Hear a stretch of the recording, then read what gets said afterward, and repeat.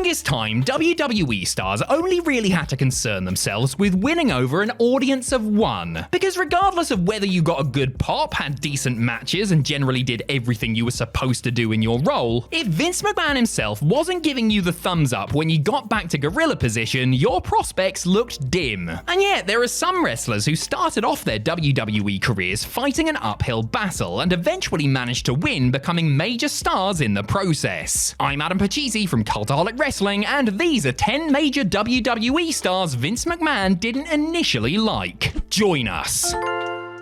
Number 10, Steve Austin.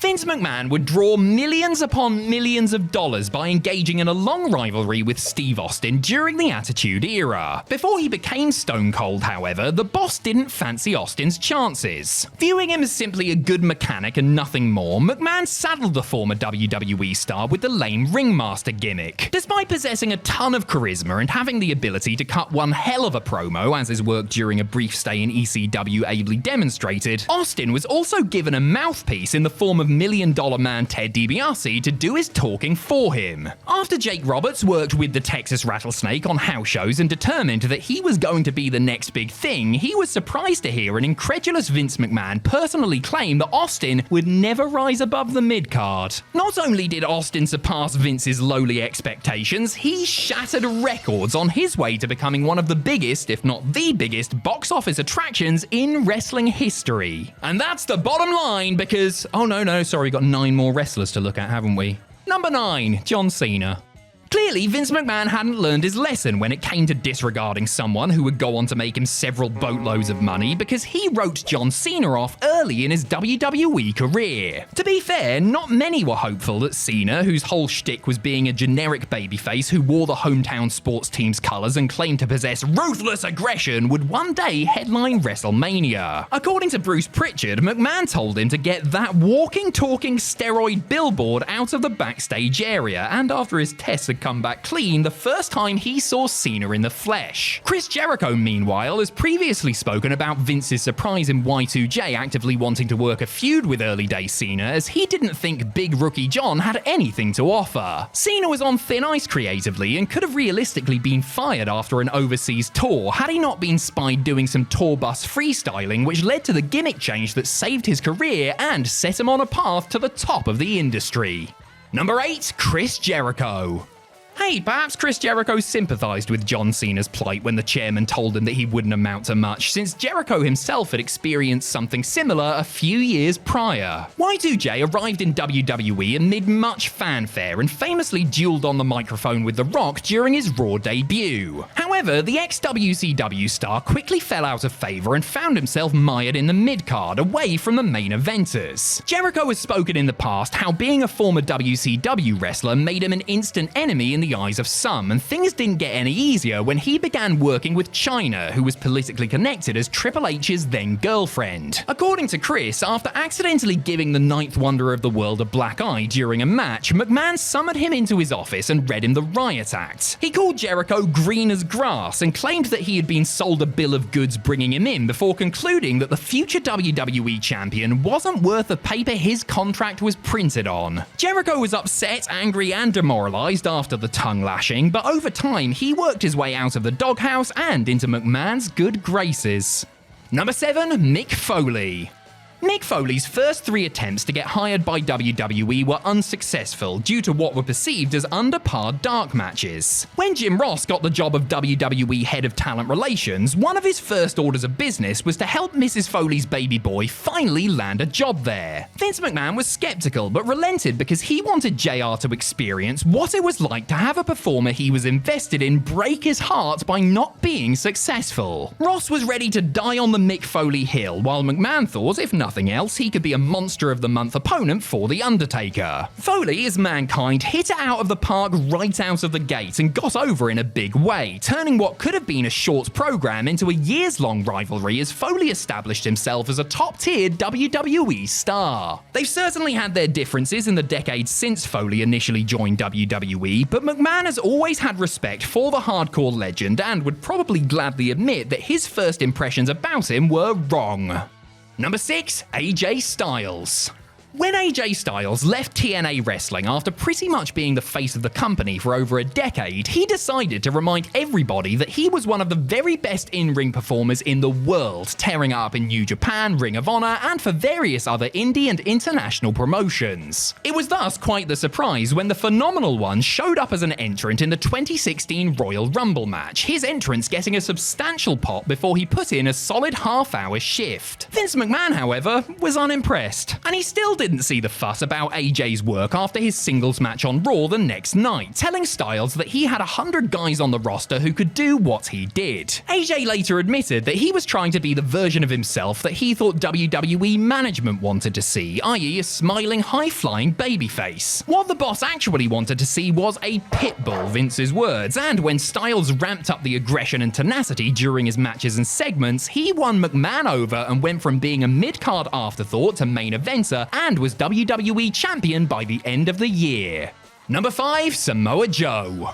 Of course, the arrival of AJ Styles in the 2016 Royal Rumble was a little bit less surprising considering his longtime rival and fellow TNA mainstay Samoa Joe had shown up in NXT just months earlier. For years, people had been pitching the Samoan submission machine to WWE's Supreme Leader, going back as far as 2004 when Mick Foley suggested bringing in Joe and CM Punk as a package deal. But McMahon had for years resisted. According to Joe, Vince vehemently opposed the idea of hiring him because he didn't know who Joe was and seemingly didn't fancy taking the time to find out. When he finally put pen to paper, Joe was put on the black and gold brand, where he would have to answer to Paul Triple H Levesque rather than Vince directly. Of course, Joe proved himself to be a valuable asset in NXT and was brought up to the main roster in January of 2017. Joe obviously impressed McMahon since he was tangling with Universal Champion Brock Lesnar by the summer. The former WWE United States Champion later noted that his relationship with Vince was, if not exactly friendly, one built on mutual respect. Number 4, Christian.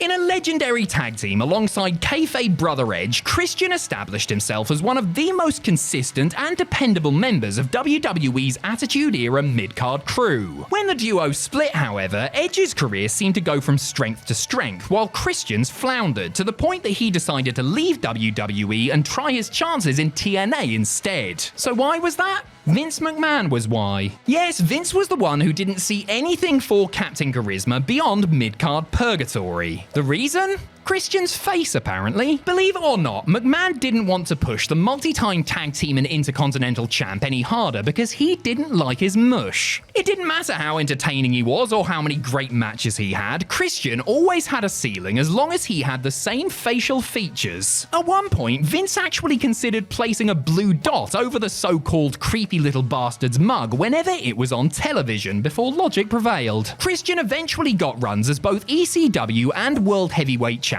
when he returned after his TNA run, suggesting that Vince McMahon had softened his stance or at least had his mind changed by the Canadian Grafters' supporters. Number 3, Randy Orton.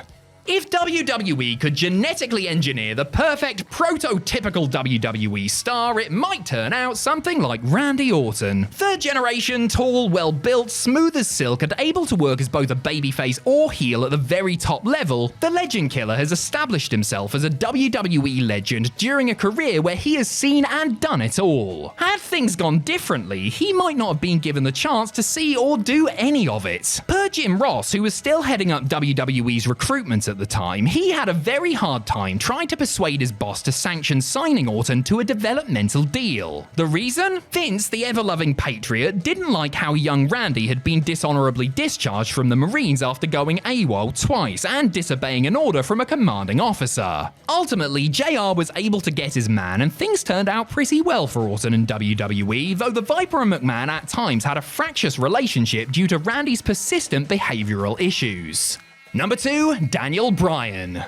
In comparison to Randy Orton, Daniel Bryan really was the antithesis of everything WWE looked for in a main event star. He was shorter, he was lighter, he hadn't been trained by the WWE system, and was an indie darling to boot. Ugh. Unsurprisingly, Vince McMahon didn't view the American Dragon as a big money player and stuck him on the first season of NXT The Game Show, branding him a rookie despite the fact that he had over a decade of experience and a catalogue of excellent matches for promotions around the world. Following his first televised WWE outing, D-Bry's opponent, Chris Jericho, told the boss that he had something special on his hands, to which McMahon reportedly responded, "Ugh, he doesn't even eat meat." Steak might not have been on the menu for the vegan Bryan, but routinely exceptional performances were, and as he grew in popularity with WWE fans, Vince began to change his tune. By the end of his WWE career, McMahon was said to be one of Bryan's biggest fans, and was genuinely very sad to see the multi-time world champ go. Number 1. The Undertaker. For 3 decades, the guy that Vince McMahon could rely on to be loyal, show up, and do the job to the very best of his abilities regardless of the pain he was in or what was happening in his personal life was The Undertaker. One of WWE's greatest ever creations, The Undertaker accomplished everything there was to accomplish in the promotion and developed a close bond with his boss in the process. And that makes it all the more curious that McMahon was apparently so unconvinced about Mark Calloway's potential that he cancelled their first scheduled meeting. According to Bruce Pritchard, Vince was supposed to meet with Calloway the day after Mean Mark Callis had wrestled Lex Luger at the 1990 Great American Bash pay-per-view with a dislocated hip no less, when McMahon said, he's just a red-headed basketball player, what am I going to do with that? No thanks. Taker was initially told that the meeting was cancelled due to the horrific parasailing accident suffered by Brutus Beefcake, but that was not the case. He only found out the truth many years later when Pritchard clued him in. And you know what? It was Big Brucey P that got Mark another meeting, changing Calloway's life and the course of WWE history.